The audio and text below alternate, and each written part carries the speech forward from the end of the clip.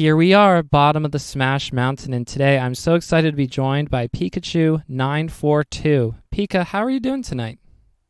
I'm doing okay. I think I'm doing all right. Yeah, all right. No, if you're coming in and you're not feeling super fantastical, awesome, that is perfectly valid. But I hope that we can have a fun conversation here about you, your Melee journey, all that good stuff. And I think a great place to start is the beginning. When did Melee become a really important thing in your life? Well, let's see. I first got Melee when I was 6, when my brother gave me his GameCube after he got a Wii. And then I've been playing Melee forever. It's always been one of my favorite games since I first played it when I was super young. And I would say I got really into it.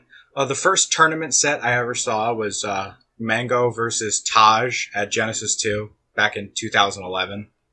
Way long ago. Now, is that the put down your controller dog? Is it that set that you're referring to? No, I'm talking about the winners one. The winners set. The one before, the one Taj where won. Taj beat Mango. Yeah, that's the first one I saw. I also saw the one Mango beat him in. But you're right. That was on the loser's side. I had totally forgotten about that. And that was the first one you ever saw live, or just the first set, period? Well, it was both, because I saw that there was a Smash tournament going on, and I was like, oh, I'm going to watch it. This was back, it was before Twitch, but it was streamed on something else. I think it was Ustream or something. And it was, and I watched it, and it was okay, and I liked it a lot. And then I watched Smash on and off throughout the rest of 2011 and 2012, really infrequently. Then Evo happened, and then the doc happened, and I got really into it again. And then, I got really into it for the first time. I posted a lot on GameFAQs and everything. And then I got called out at one point on GameFAQs by somebody. I'm not going to name who. That I didn't know anything about Melee at all, and I should just go. And that really hurt me. So I left, and I spent the next year just literally learning everything I possibly could about Melee. And then I came back, and now I'm known by people who know me as the person who knows every player, everything about Melee, which makes me happy. Let's go. How about this description? One of the co-founders of Smash history alongside Edwin Budding. That's you, Pika. That's so cool that even if you get this super dumb comment from somebody who's an internet stranger, you were able to take it and use that to motivate yourself to learn more about the game and about the players. Do you feel like you want to appreciate that sort of a story, or does it still carry some kind of negative thought and emotion in your mind to this day? No, I'm I can look back on it and be happy, because it's what drove me to do what I want to do and do everything with Smash history. That started when I started posting these really surface level top 10s on GameFAQs for each year, and then Edwin saw it. Edwin was also on GameFAQs at the time, and he DM'd me. He was like, I really like what you're doing here. We should go more in depth and post this on our own site, because a lot of people would really enjoy this. And I was like, okay, sounds like a great idea. And then we just started doing it. Now, I wouldn't be familiar with Smash history, so this is something that I would be very interested in learning more about. Does this website still exist somewhere? And do you have any other fun stories that you can think of with those earlier days where it's you and Edwin Budding out here on the streets of Melee? On the streets. Yeah. The website is still up. It was Edwin's personal website that he decided to post them all to. So it's called bignoke.com. Because his name's Anok. What is that? I don't even know what that's referencing, if I'm being honest. His name's Anok, his actual first name. So. Oh right, yes. Mm-hmm. Yeah, and so he made a big Noke. I don't know what that means. Maybe it's I don't know. Yeah, Edwin Budding is not. No, you don't. Yeah, Edwin Budding's not his actual name. Edwin Budding is the name of the guy that made the lawnmower. I was vaguely aware that that was not his real name, but if I'm being honest, I had no idea what Edwin Budding's real name was. I was kind of curious if I would ever get to the point of getting to have him on to the podcast to do an interview, and that would be one of my questions. But now I know, and it's really cool that in the GameFAQ days, I don't know if I've talked to anybody who was a regular poster on there, because let's see, if this was 2012, 2013, 2014 time, Reddit was definitely a thing and Twitter was a thing. So why GameFAQs? GameFAQs was just always the site I frequented since I was really young. And so I went to the Melee board to see what people were talking about, and I saw that it was still a little active. So I decided to start posting there. It was just like, I like GameFAQs. I've always gone on GameFAQs. So I've always liked that. I posted on there for a long time. I want to say until like 2016, 2017 is when I kind of like stopped fully going on GameFAQs a lot. I still go on there a little, but just to make sure that the people know. Yeah. Like as in that they know, hey, look, these are still my stomping grounds. If any of y'all are getting any funny ideas about running this place or anything. Did you feel like you were at the top tier of Melee GameFAQs posters? Yes, absolutely. Not to brag or anything. But this is your interview. You get to talk your stuff while you're up here. Yeah. I had a thread that was Pikachu942's global Smash rankings, and then it would say the year. And I did it for 2015 and 2016. I think I did it for 2017 too, where I didn't do Melee. I did 64. I did Melee. I did and whatever the new game was.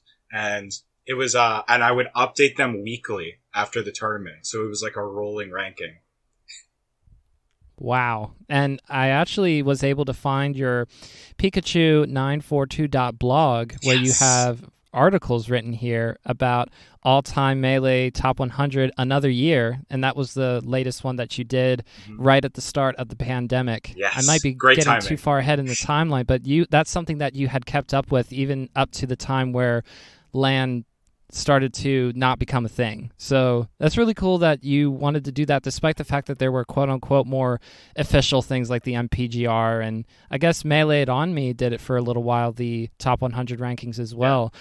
What made you want to keep doing it even if you were not the official source of top 100 best Melee players? Yeah. Well, first of all, I'm just really happy I decided to wait until after Summit to make my last one. It was just perfect timing. Just but then after that, I just want to, my thing with it is just, I've always been really interested in that kind of thing, all-time rankings, greatest of all time and stuff. That's why I wanted to do the original years, like from back at when they didn't have top 100. That's why me and Edwin went and redid those with Retro. I always wanted to make an all-time top 100. That was my ultimate goal. And we made it in 2018. I think it was 2018. Early 2018, like March or something. And then I was really happy with the reception to it. It was really positive. Reddit was all over it. There were some top players acknowledging it. There were some sponsors acknowledging it. And it just made me looking at everything and fine tuning it because it's what I care about a lot. I really love that all-time ranking stuff. It's just one of my favorite things to do. And this is actually something interesting that's crossing over in my brain a little bit. I was not aware until very recently of the existence of the all-time top 100, but I was watching Husband's stream. So Husband has come back into the scene a little bit here. This is the husband of Team Ben, that like way back when, starting to stream again, doing coaching sessions with not that he's coaching Zain. Zain is coaching a husband, yes. To make that clear. And those are great videos on YouTube, by the way, on Zain's YouTube channel. But I was watching Husband watch through the doc for the first time. He had never seen the doc, apparently. And he, at some point, referenced the fact that he said very assertively, I had a better career than Wife in Smash. But because Wife was all over the doc, obviously more popular. And it was hilarious how we ended up like back-to-back on the top 100 all-time Melee players, but I was still one ahead of him, and I'm happy about that. Those were his general comments, but that would go back to you then, if you and Edwin teamed up on making that all-time top 100 list. Yeah, that was us. And I very deliberately put Husband above Wife, because Husband did have a better playing career than wife, but wife was more well known. Ooh, let's go. Yeah, husband was like top 15 at some point. He was very good. So yeah, it was great. That was such a fun experience. Edwin did a lot of the writing, and I did a lot of the stat keeping. I kept all the numbers. I still have my gigantic spreadsheet that I update pretty much daily of like all the tournament results. I have every single notable tournament that has ever happened in the history of the game on there. I went in depth as possible. I just love keeping that up. It's like one of my favorite things. So how many of these tournaments do you get to go to yourself when we're talking about from 2000? Well, not that you immediately started attending tournaments when you started watching them on streams, but when did you start trying to go to tournaments, or have you not been able to go to many? I've gone to like a decent amount, more as time has gone on, because when I got into Smash, I was really young. I was like 11, 12, 13, and nobody really would be able to take me to tournaments at that time, especially like ones like across the country and everything. Nobody would want to do that, especially because they get nothing out of it. We get no money. We get nothing because I wasn't very good. So the first big tournament I remember going to, because I went to locals before this, but the first big tournament I remember going to was it was KTAR 11 in late 2014, which was this historically awful tournament. They had like 8 events. There was no event cap. They had like Smash 4 doubles. They had Smash 4 triples. They had all this crazy stuff. It didn't run on time. They had to cancel the tournaments. It was an awful experience. And wow, they had to cancel it. And then my next big tournament I went to was Apex 2015, which I'm sure you already know how that went. Vaguely, yeah. Yes. But this was the second one in the row of like, this is supposed to be the big one, big old Super Bowl of Melee, and you're like, yeah, we're finally going to correct all the mistakes from KTAR 11. Lessons learned, right? Oh. No. I was supposed to say KTAR 11 was probably a little worse from a tourney running perspective, but Apex 2015 was worse as like the whole package. With like the hotel and everything. With the towel and the fire alarm. Oh my goodness. It was just a ridiculous thing. Watching the tournament was great though. It's still one of my favorite spectator experiences, but it's terrible experience actually being there. As someone who was there, and you are very careful to keep track of, like you said, things that are happening in Melee on a daily basis, what did you think about someone like Turn Down for Walt making a documentary about it? I was very happy about it. It was a pretty good documentary. I would have liked for him to go more in depth on stuff, but that's just me. I'm like very like, you have to go as in depth as possible on everything. Like if I make something, it has to be like 3 hours long, going over like one set of Melee. I'm very bad about that stuff. So like even the book of Melee that Edwin wrote, that I like read the beta version and helped edit a little. He even that, I'm like, it's too brief. You got to go more in depth. This thing has to be like 3,000 pages. It has to have everything that's ever happened. I'm so bad about that. I need to know everything. So here's a question that I think might be interesting to you, because you'd be able to provide a very good perspective on this. What old school Melee player, let's just say a prominent player from between the beginning of the game's competitive meta in 2002 up to maybe prominent 2010. So I guess that would be like when Melee was right in the middle of its dark age. Mm-hmm. A player like Husband, for example, who's trying to quote unquote come back, or even other players like DA West is doing some streams and entering Xanadu recently, I believe.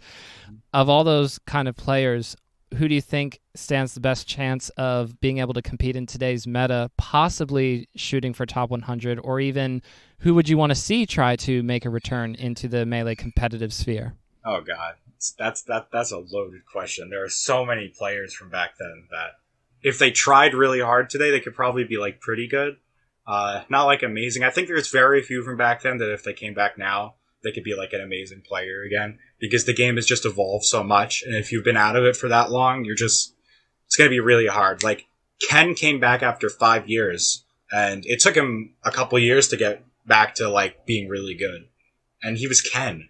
So it's just like other people that were around, that were not around that long, that haven't been around in a long time, it's going to be really hard. I don't really know of anybody. as somebody who I'd personally want to see, um, I've been watching Ken, to bring up Ken again, I've been watching Ken stream where he just clowns on people on netplay. And I'm just like, I want him to enter tournaments again because he's still so good. And he could be so good if he wanted to play more. But he's old and his hands hurt. So. Yeah, and I think at one point I was watching some of those streams as well, not as much as you. Let's just make that clear. But he was saying something to the effect of, "Yeah, this isn't even really like a quote unquote GameCube controller. I think he was using some other controller, and he's still just like taking these Falcos to school because he's still got that punish on lockdown. And if they don't know what to do, if they can't do the newer age defensive mechanics and schemes, he'll just take them downtown." Ken combo, keep it moving. Yeah. And so that just makes you go, oh, if you could just refine that a little bit, you could just be like Zain, basically. Which is not fair. Ken was that Red Marth first. Yeah, Ken's still Red Marth in my head. It's not Zain. Right, yeah. Zain can be the Red Marth when he starts using side B. He has to use side B like that. Yeah, and let's not forget counter, also a classic. Yes, counter too. Dude, Ken still does that on rollback and kills everyone. It's so funny. It's great. And this is making me think about the first set of Melee that I remember watching very clearly, which was Ken versus PC Chris, MLG 2006 New York Finals.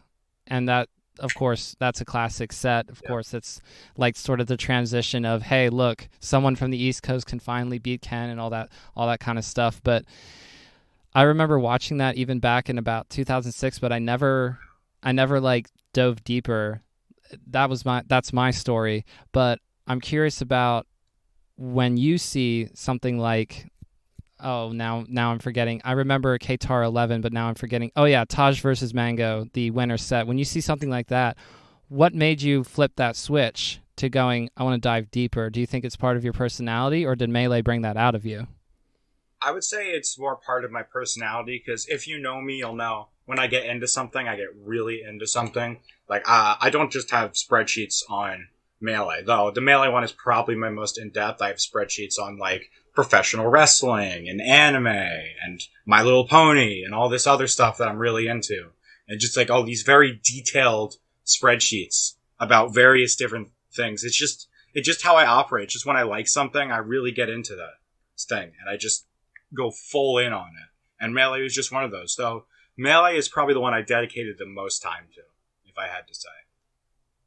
Do you think it was because of other people in the community like Edwin and then other people from MeleeStats? That's what comes to mind first. But the community in general, as a whole, do you think that was because of the response that you would get from people who react to the posts that you would make, and that would just make you dive into it more and more? I'm also remembering the person who said you didn't know enough and that you should get lost. Oh, I'm sure that burned you to your core at first, but the positive feedback do you think that is what made you want to dive deeper, or was it just you discovered that Melee can go that deep the more you went?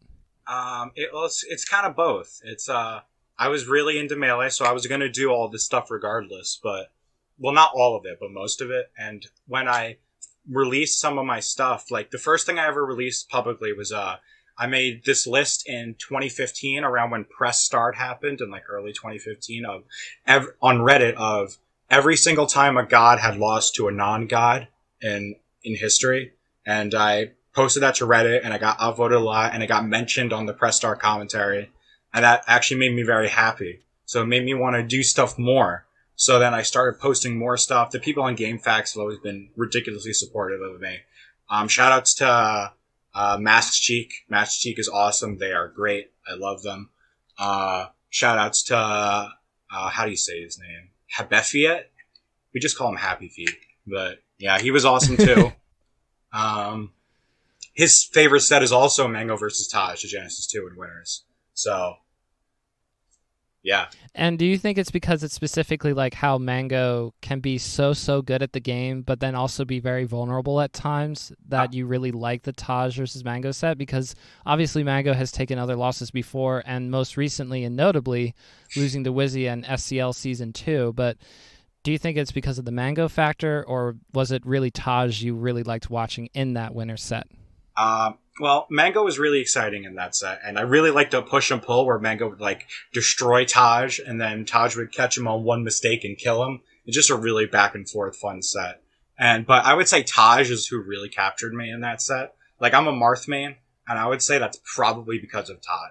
Because just watching how Taj would obliterate Falco, it inspired me to want to use that character to try and learn how to do that. It was just so mesmerizing to me. It really blew me away. When you saw Zain starting to rise to power then, was that something that you thought was really cool, or did you feel, well, not threatened, but what's the right word? That probably wasn't your idea of who's going to push the meta, or did you want someone new like Zain to push the Marth meta? I thought Zayn was going to do it. I actually definitely thought that since like 2016, when I first saw him doing really good things, because he did some stuff in 2015, but not really. When he started getting really good in 2016, I was like, okay, I think this guy's the future of Marth. He's pushing weird pivot, edge cancel things. Once he gets his fundamentals down, he's gonna be amazing. I didn't foresee how amazing he was going to be. I didn't think he would be like the greatest player to appear in like 10 years or whatever. But I'm just very happy to see a new Marth at the top because it's been so long since a Marth's been that good. And it just makes me happy because I like seeing Marth do well. He's my favorite character in the game. So, well, no, second favorite because I like Ice Climbers, but Ice Climbers are kind of weird. So, Marth. Well, especially with wobbling banned, I mean, it almost necessitates wobbling being legal in order for Ice Climbers to have any sort of reasonable chance of doing better than a top 8 appearance, because if there's a floaty, I'm thinking of Peach in particular. I know at least enough about the game that I know that Peach and Ice Climbers is a little bit in favor of Peach, but a little bit. Without wobbling, it seems like you sort of have to have that great bracket, and it's if you take advantage of it, that's great. But if you do get an unfavorable matchup, then you almost have to bring along a secondary to counter somebody else's main. Or do you feel differently? Do you think that Ice Climbers can ever do, maybe let's say at an SCL, do better than loser 7th in a top 8? No.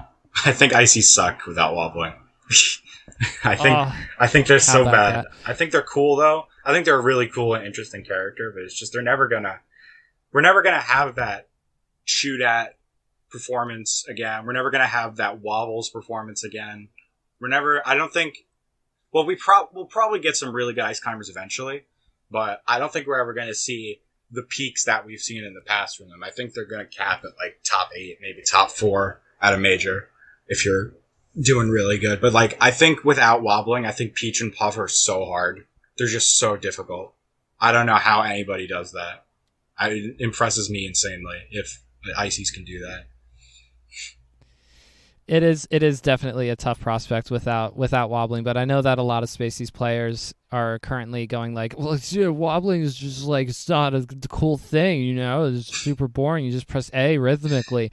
Anyway, that's all fine and well. You have unranked, and you have stiff, sore hands for hours and days afterwards. It's all good. Yeah. So then, another thing that I'm thinking of when talking to me about Marth a little bit, and you're willing to go as deep as you want to, and that you very easily can. I'm thinking about Marth in terms of a potential best of 5 ban where FD would become a lot less often of a counterpick in Marth's advantage and in his favor. So if that were to happen, and I'm not advocating for it, by the way, I think best of 5s are just about as perfect as they can be right now, in my opinion.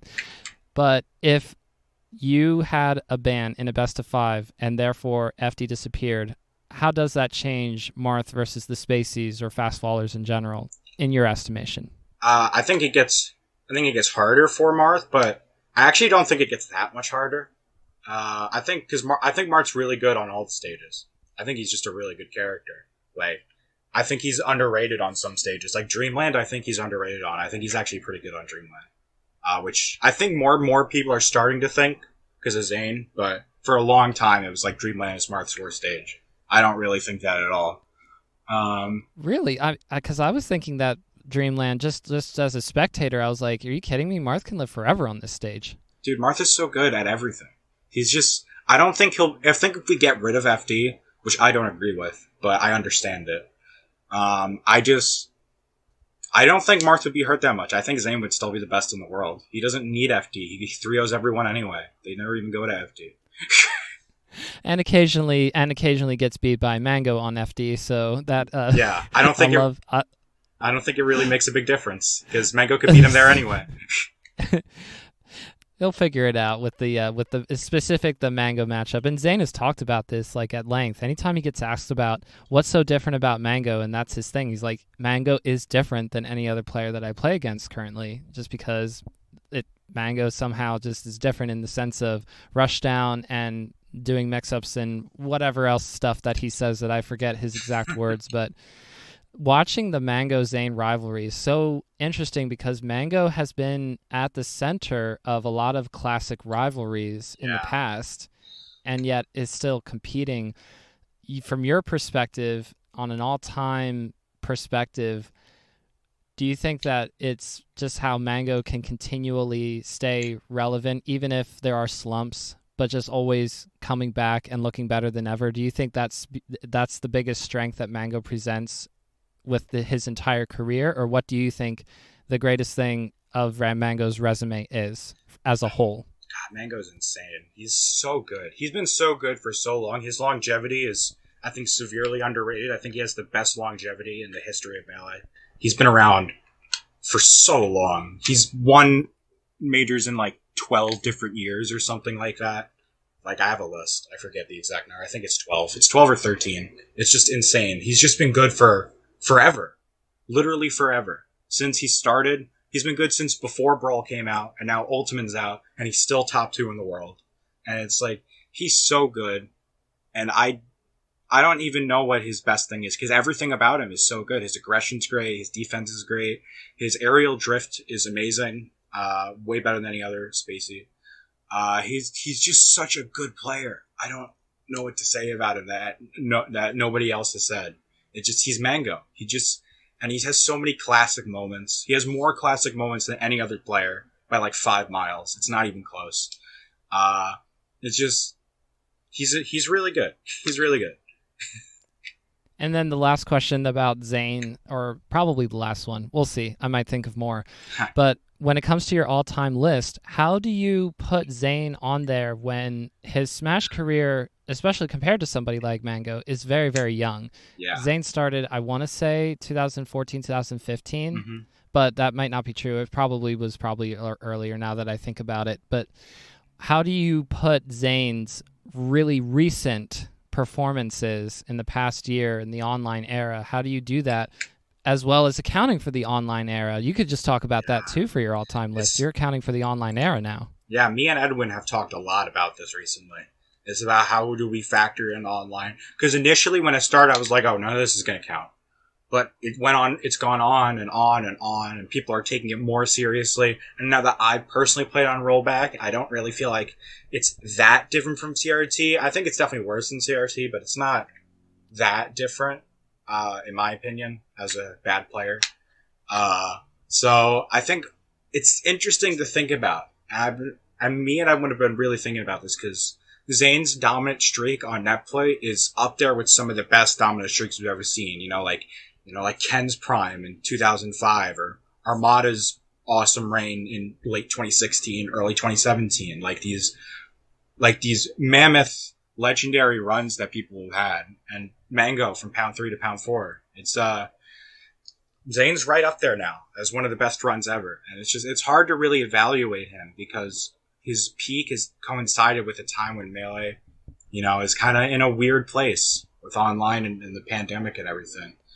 I think me and Edwin have talked a lot about this, and we've said he's probably top 10 all time now. It's hard to say though, because it's just we don't really know where he goes yet. We need to see how he does on LAN again, and see how everyone does on LAN, to see how we can evaluate the rollback stuff retroactively. Because it's really hard to know how to evaluate these until we see what its effects are on Melee going forward. So I just need to see how everything comes together, and if Zain can keep this up, and then he's definitely one of the greatest players of all time. He's definitely up there as one of the greats. He's just been good for so long. He won so many majors in this past year alone, just with net play. He won like all the SCLs. He won LACS2. He won 4 Loco Fight Night. He won Summit. So he's destroying everyone. And I think when Lang comes back, I think he's still going to be destroying everyone, honestly. I think he's just going to keep being one of the best ever. And I think in a couple of years' time, we're going to be talking about him in the same vein as like Mango, Armada, and Hungrybox. I honestly believe that. I think he's going to be right up there. Especially if he's able to continue playing, and I hope that everybody is able to do that as well, because one thing that you get used to, I'm sure, is being able to compete from the comfort of your own home. I think that the big asterisk that it's more than the fact that netplay may have these little glitches here and there. Maybe there's occasional desyncs and that sort of thing. It's the fact that we can't get the rest of the world in on a close enough CRT feeling, CRT-esque, you can say, where it's not quite there, but it's close enough, like you said, because I feel that way as well, despite having never played Slippy. I've talked to enough people, okay? The point is that it's people like Leffen, it's people like Frenzy, Ice, Pipsqueak, all of Europe, basically. And then there's, the occasional, like, decent player in other places of the world. I'm not trying to discredit other regions, but I'm thinking of Europe Triff, my bad. Thinking of Europe in particular, where they can't play over in North America, despite the fact that the internet is just there, but it's not quite there. And Zane's been able to play against people like Mango so much more often than in a normal year because of online. But it's also because of online that we can't have everybody, quote unquote, in the mix. Yeah. And that's what I think we'll have to wrestle with the most in the future, is the fact that Europe had to play against itself and North America had to play against itself. It's just going to be like, if only the internet at the time was better. Maybe the internet will get good somehow to allow that in the future. Press F to doubt. We'll see. But that is, I think, in my mind, the biggest obstacle to trying to make some sort of top 100 or any sort of ranking for the online era, because of the fact that Europe and North America cannot play against each other. All of MeleeStats agrees on that. That it's really hard to say. Like, we never got to see Zain versus Leffen in this past year. Leffen's been dominating Europe. Zane's been dominating North America. We don't know. Maybe Leffen could beat Mango. Maybe Leffen could be the best player in the world right now, and we just don't know because he can't come over here. It's so annoying for Leffen. Whenever he has a chance to be the best in the world, something always goes wrong. Like the visa back in the past, and now this. It's just something always goes wrong. And when he was first getting good back in 2013, he got banned, and then it's just everything conspires against Leffen being as good as he should be. So I hope when Lang comes back, he gets to come back and prove just how good he is.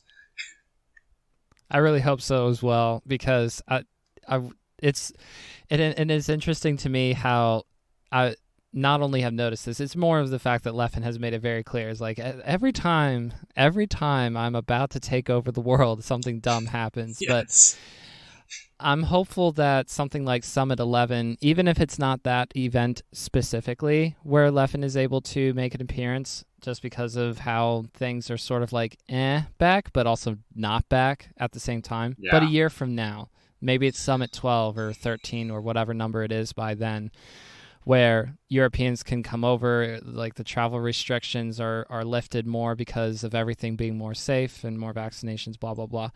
We might have to wait that long, and it would be so tough, but hopefully between now and then, more and more IRL stuff can start to happen as it gets safer. I mean, what are you looking forward to the most when you think about IRL and the return of all that? I just want it to come back. I just love Melee. I need real Melee to be back. None of this fake Melee. It's just like Summit. I want Summit to happen right now. I'm so excited to see Summit and see all the best players in the world come in. Leffen's gonna be there almost definitely. There's no way Leffen's gonna do everything in his power to be there. Even if he's gonna smuggle himself on a plane, he's gonna swim across the ocean. He there's no way Leffen is not going to get there to prove himself against everyone. Leffen has a mission, and I'm just really excited to see what he does at Summit. If he can make it there, which I'm almost certain he will.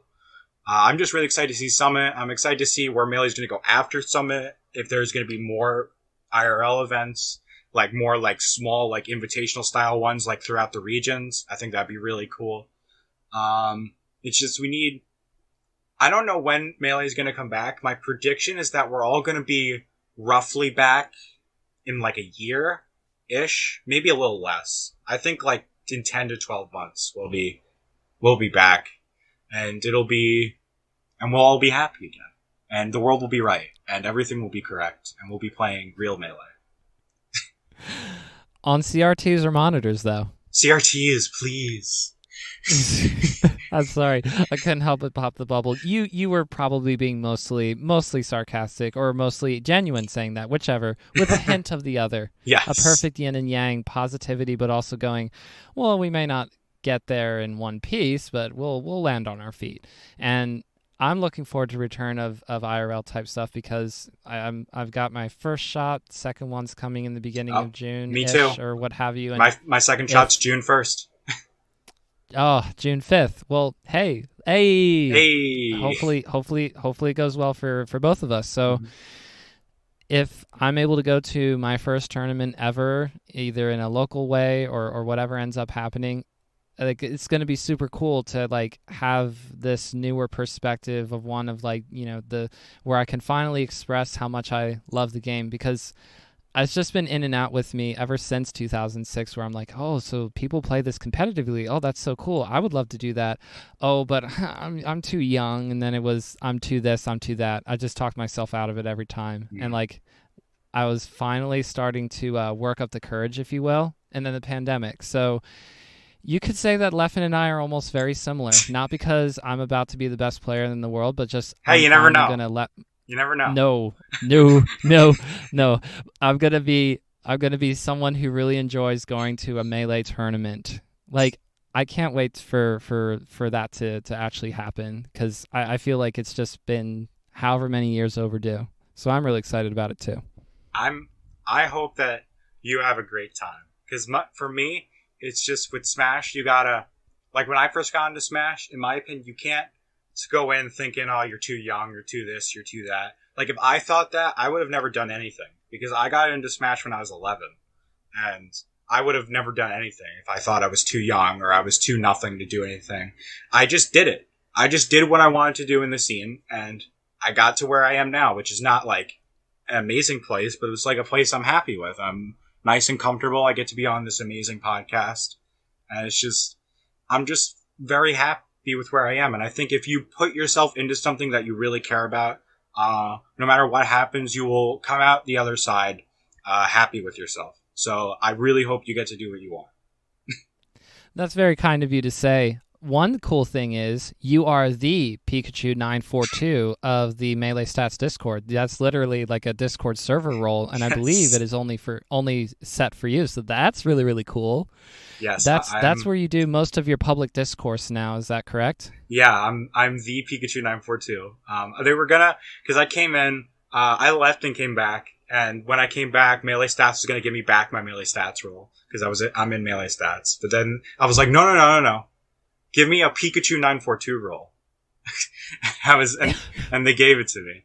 And and I'm always in there. I have the most post in there by like a mile. That's where, if you want to talk to me, just come to the MeleeStats podcast Discord. It's my... That's one place. Yes, absolutely. It's my home of residence. And can we talk about how you want to do an Isaiah documentary? That's one of the posts that I randomly saw. You said, I want to make an Isaiah doc so bad, or something like that. Is it just because of the Isaiah Too Good meme? His documentary episode for the Smash Brothers has technical mastery over 64 and Melee. Like, what about Isaiah specifically? And I know that it's technically pronounced Isai, but it's Isaiah. It's Isaiah. Oh, okay. Yeah, it's his middle name, and so I think he would know how to pronounce it. So, it's the thing about Isaiah is he's my favorite Smash player ever. I think his story is so interesting and so like enigmatic Like he showed up, 304, and he's just this amazing player at 64 and Melee whenever he devotes time to them. And 64, he's the greatest player of all time. He basically single-handedly made that scene because he started in like '03 and he became the best player in the world really quickly because he's great. He like studied all the characters. He like invented the tech for like all the characters. He went to Japan and he basically made their scene, which is interesting. Like the scene already existed, but when Isaiah went there and beat all of them, he like inspired them to get better and do different things. And then he went to Peru and he basically discovered them and how good they were and integrated them into the scene. He's gone to Australia before. He's gone all over the world just for Smash 64 when there is nothing for him with Smash 64. 64 is even lower on the totem pole than Melee in terms of like prizes and stuff. Like he's not going to get anything for what he's doing with 64. He does 64 because he loves 64. And I think it's so interesting how he just loves the game so much that he basically forced it to have a competitive scene just so he could play it with other people. And I thought that was so interesting. And it really inspires me. Like, if you love something that much, you have to force it to be, right? That's how I feel. Like, I love things a lot, so I put all of my stuff into the things I love to, like, force them to be bigger and to have other people enjoy them around me. And it's just, if you love something that much, you have to spread it with the world, And Isaiah is just, like, the perfect representation of that. He loves 64 so much, he literally spread it to the whole world. And I think that story is something that needs to be told correctly. And I want to do it one day, but I need to get interviews with tons of people and all this other stuff. It's definitely like what I want to do now. It's like my ultimate goal. The Isaiah doc, and then you can, don't leave us, Pikachu. 942, sorry. Don't leave us, Pika, please. So hopefully you get to do that at some point, but that's going to be like the 6-hour, 10-hour documentary. It's going to start out like with some kind of ridiculously over-the-top or dangerously understated big opening thing where it's like, you don't know how much somebody can love something and will it to continue to live. Yeah. But you're going to in about 10 or so hours if you watch this the whole If I make an Isaiah doc, it's definitely going to be at least 5 hours long. At least. And it's just, God, I have so much to say about so many things. I'm really bad about that. But yeah, and then actually... Well, no, I think that the more the merrier if you have good material, and it sounds like you have amazing material to work with. Someone who goes worldwide, let's go, and then just makes things pop up out of nowhere.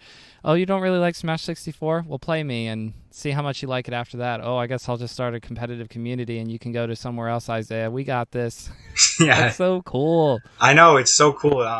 There's a really good story about the current best player in Mexico, Jaime HR. He didn't have the internet to play online 64, so Isaiah shipped him a router and all this other stuff so he could play good online with 64, so he could play other people. He basically brought that guy into the scene. And I think I remember there was an interview with Jaime where he talked about that, and he said that he cried when he got the router and everything. It was like, Isaiah's helped so many people get into 64. He just wants people to play it. And it's just, I don't know, I think that's so heartwarming. Isaiah's never gonna know this, but I'll just say it for the sake of my own record keeping, because I do this podcast partly to continue to say stuff about myself that I can, I don't know, show my kids or something when they grow up. But I play 64 to this day, and I do that because me and my brother will play together, and when we do get to see each other, we play 64 because we've been doing it ever since we were both like really, really young. And then it's thanks to Smash Father and the rest of the Smash Remix development team to add characters into the game, to add stages into the game, but still keeping that 64 spirit alive and humming and adding into the game. Whether you want to play vanilla 64 or if you want to play Smash Remix, like the game is extremely playable, replayable. I still love playing it on console, and so it's so cool. It's such a cool game, and I love Melee. I do love Melee also, but I have such a warm heart for 64, and I'm glad that somebody can be out there like Isaiah who infuses the love of 64 into the masses. Yes, he is shoving so cool it down to everyone. Like, you will love 64. You will love it. It's just, I love 64 too. It's my second favorite Smash game. I love 64 a lot. I play it a ton. It's actually the game I'm best at because I play it so much. Oh, Pika, I feel bad. I had a question. I looked up Pikachu942 on YouTube, and I saw this YouTube video where you're playing in a Smash 64 set versus somebody else. You were the blue Kirby, and I think they were like regular skin Falcon, something like that, and you were kind of missing some Z cancels and Don't show not me quite that. connecting on things. No, do you feel like that is totally an inaccurate and unfair representation of how much you love the game and how well you play it? I don't even play Kirby. I play Pikachu. So I was gonna say, I was like, why Kirby? Was it just because you didn't like the Falcon matchup? I don't like the Falcon match as Pikachu. I don't like the Falcon matchup with Pikachu. It's too volatile. They just kill each other all the time, and Kirby wins the matchup. Like, my Kirby's really bad. My Kirby's not very good. My Pikachu's actually pretty good. Who was I playing? What Falcon? I think I know who this was. It's probably the first thing that comes up when you look up Pikachu942 Smash 64. It's on the. Oh yeah, I know what you're talking about. It's when I was on stream when I was playing SmashCon, I think. Right. I played really bad. I played really bad that set. I remember that set. But yeah, it's just a snapshot, like a very brief snapshot in like the millions of games that you've played of Smash 64, and I felt so bad. I was like, this probably isn't a fair representation, but I still feel like I have to ask you about it to say, what's the story, what's happening, and I'm already learning a lot of great info. First of all, you're not even a Kirby main, so that would help explain that. My Pikachu's way better. I've 64 is the only game I've made money in at tournaments because it's the only one that I'm good at. So like, we had a player in Smash on Staten Island who was the best player here. He had never lost a set before here, and then I entered my first tournament in 64 here, and I double eliminated him, which made me feel really good. Oh, let's go! Yeah, and then I really like 64 a lot, and I like Melee, and I like everything. You know what my ultimate goal is? I'm gonna retire when I get good enough at Melee to make top 100, and then I write my own blog on the top 100, and then I leave. And at number 69, nice. Yes. We have. Do you think that? Okay, so you have 64, the love of 64, the love of Melee, but do you think that as time goes along, you know how people talk about how the top tier characters in Melee will eventually be all we see? We'll just have a bunch of top 8s with maybe one Puff or maybe one Peach, but it'll be mostly Falcons and the Spaceys and Marth. Yeah. Do you think that as time goes on, Melee will be the only Smash game that continues to persevere despite everything, especially since they can't make Smash games forever, or they shouldn't? I mean, Masahiro Sakurai has to stop at some point, and maybe they'll just make somebody else do it. But, I mean, eventually it'll topple in on itself. But do you think that Melee will stand the test of time for another 20 or 40 years? I think for a while, it's going to be Melee and whatever the new game is, because there's always new hype around that. But whenever Smash stops being made, 30 years after the last Smash game is made, there's going to be one Smash game left, and it's going to be Melee. And Melee is going to keep going, because I think people love Melee too much to stop playing it.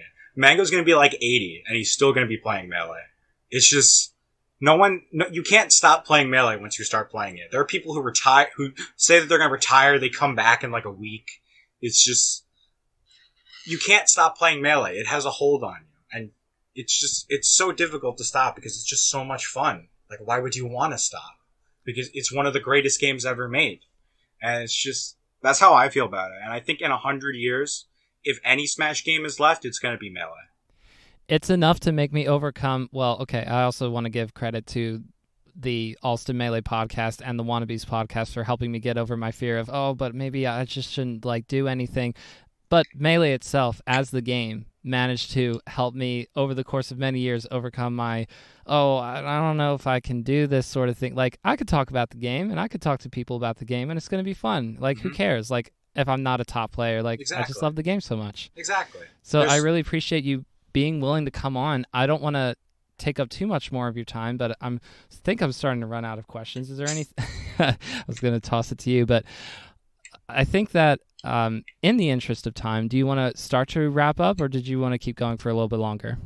I can go as long as you want me to, but I just love talking about Melee. I can talk about Melee all day. But it's just the thing about Melee is that there's a place for everyone in the scene in Melee. It doesn't matter if you're a bad player. It doesn't matter if you're if you barely know anything about the game, if you just came into the scene. It doesn't matter where you are. You can always get into Melee. The Melee community is amazing. Everyone, if you put in the time and effort into anything in Melee, you will be appreciated for it. That's what I've learned. As someone who has put their time into writing articles and making all-time stuff and recording stats and everything, as somebody who did that when that wasn't really a thing that was going on very much in Melee when I started doing it.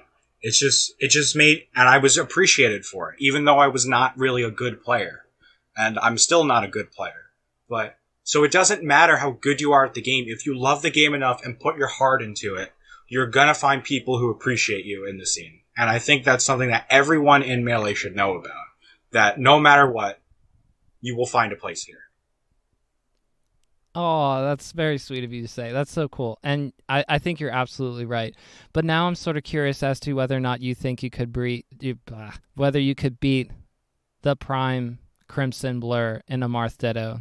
Well, Blur sucks, so yeah. Let's go! The only way for Blur to defend himself is to come on here. There's just no other way to do it. I mean, there's no other way to do it. No other way. That's so awesome that you're not afraid to... Oh, that's so awesome. Let's go, Pika! Let's go. Okay, so here's something else that I saw that I had forgotten to ask you. Why are you called the Prophet of Doom? Apparently you called Flipsy over Mango, and I have no idea what the context is. And does any of that sound familiar to you? Well, yeah, I did call Flipsy over Mango. On the podcast before SmashCon, we were reviewing the bracket, and I said, Flipsy's gonna beat Mango. I'm not even joking. He's gonna beat Mango. Clip this when I'm right. And that is what happened. And nobody believed me. So this is like an actual SmashCon tournament, Melee, singles, and it's a best of 3 or whenever it happened in bracket. Yep. I don't even know who Flipsy is. Flipsy was... at the time, they were #1 in South Florida. They don't really play very much anymore. They're in Ice Climbers. They go by the tag Captain Darling now. CPT Darling. They're in some rollback events occasionally, but not very often. They played Mango at SmashCon 2018, and Flipsy won. And Mango DQ'd out of losers. Because he lost really early. Yeah. Flipsy. Oh, wow. And then Armada retired after winning that tournament. Yep. Yeah. I'm just and that actually reminds... Sorry, go ahead. No, I'm just saying, I called that. Well, nice call. That is definitely, like, you know, I think everybody else in that video were shaking their heads at you, and you're just, like, dead serious. Like, way to go. That's awesome. Mm-hmm. Okay, so now I know who, or Captain Darling is. Okay, that's great.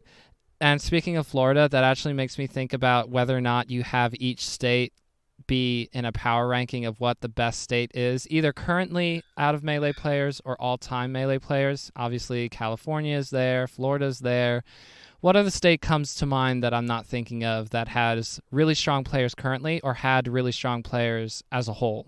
Well, obviously California and Florida are the best ones. That's not really up for debate. I think all-time, obviously MDVA has been amazing.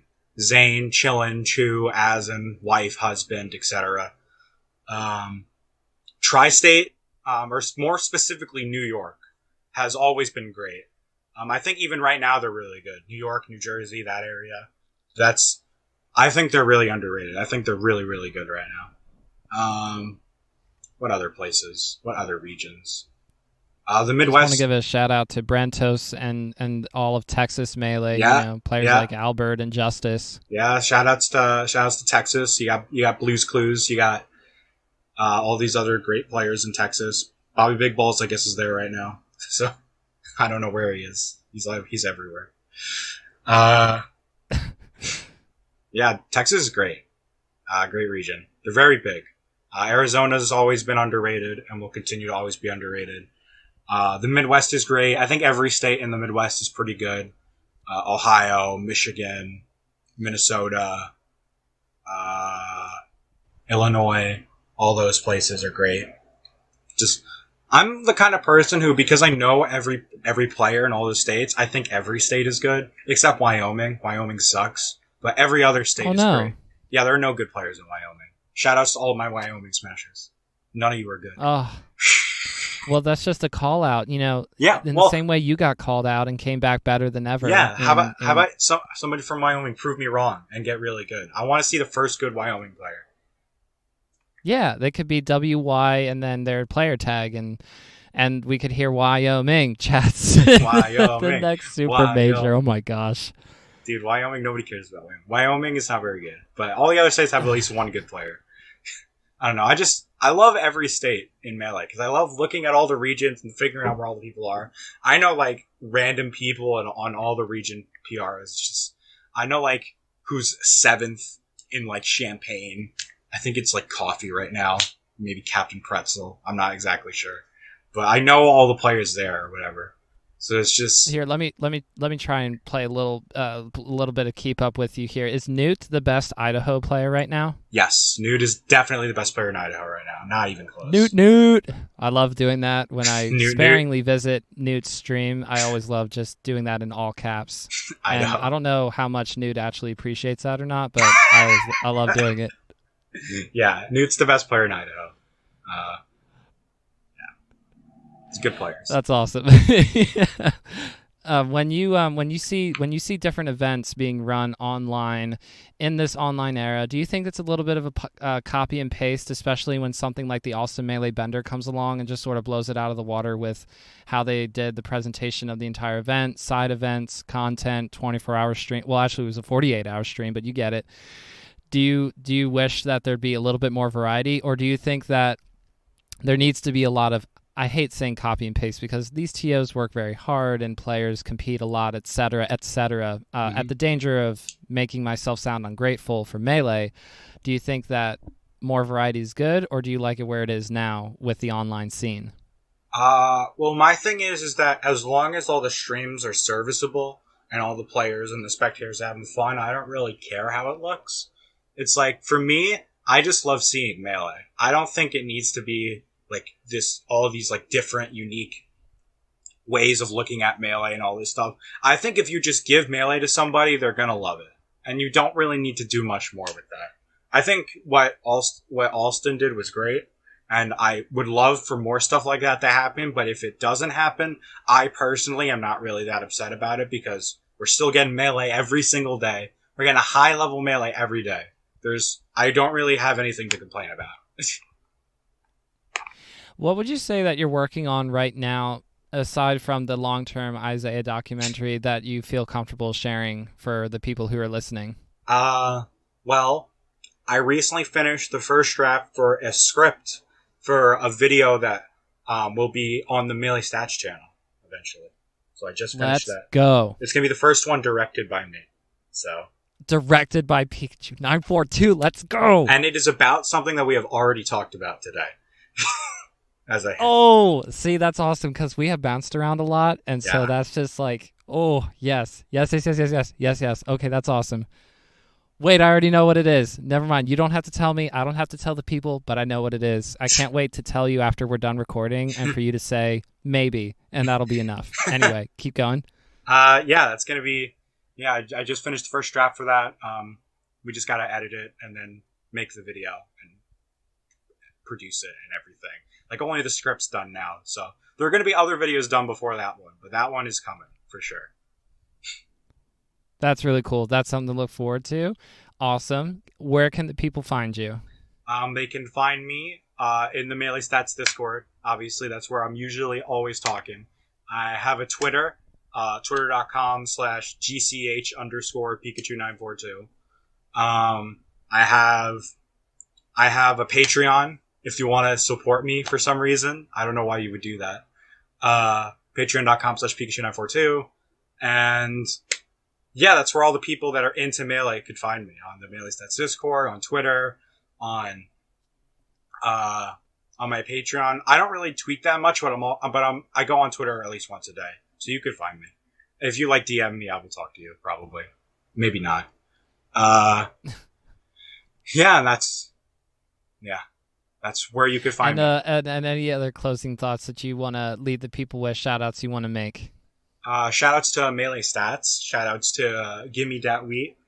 To Ambus Sinister. And that's it. I can't think of any other MeleeStats members that I would feel like shouting out. Oh, let's go. I'm kidding. Shoutouts to everyone else in MeleeStats. They're all great.